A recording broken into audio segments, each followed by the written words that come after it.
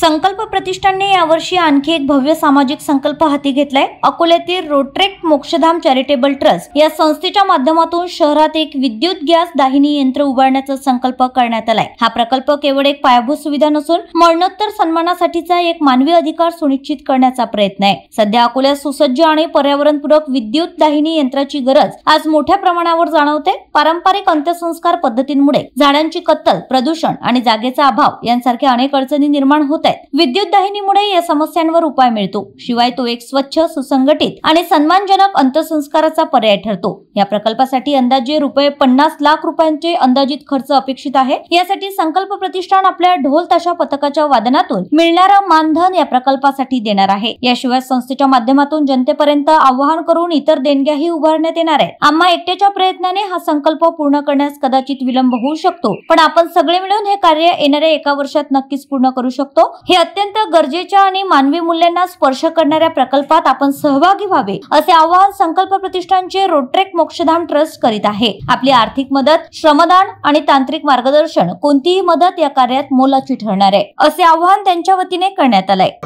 जो काम है दायित्व फाउंडेशन कि आप सभी को पता ही है, उसमें ये लिखा हुआ है, बहुत सुंदर सा काम अकोला के लिए कर रहे हैं। जब एकदम नीचे ग्राउंड लेवल पर पहुंचकर सेवा देना, ये कोई सीखे तो उनसे सीखे। इसके अलावा ये हमारा काम होने का तो जगह को देखता आया है, मतलब राधाकृष्ण तोषणी ट्रस्ट ने वो वाली जगह रोटरेक्ट मोक्षधाम चैरिटेबल ट्रस्ट को हैंड ओवर कर दी कि अब यहाँ तो मोक्षधाम ट्रस्ट के कोषाध्यक्ष हमारे बीच है।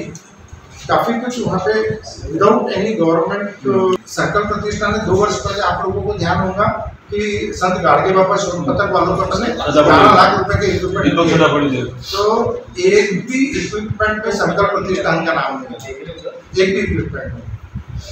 उन्होंने खुद ने ये बोले कि पहली बार ऐसा हुआ कि हमको कोई इतने सामान दे रहा है और उस पर किसी का नाम नहीं सीखे।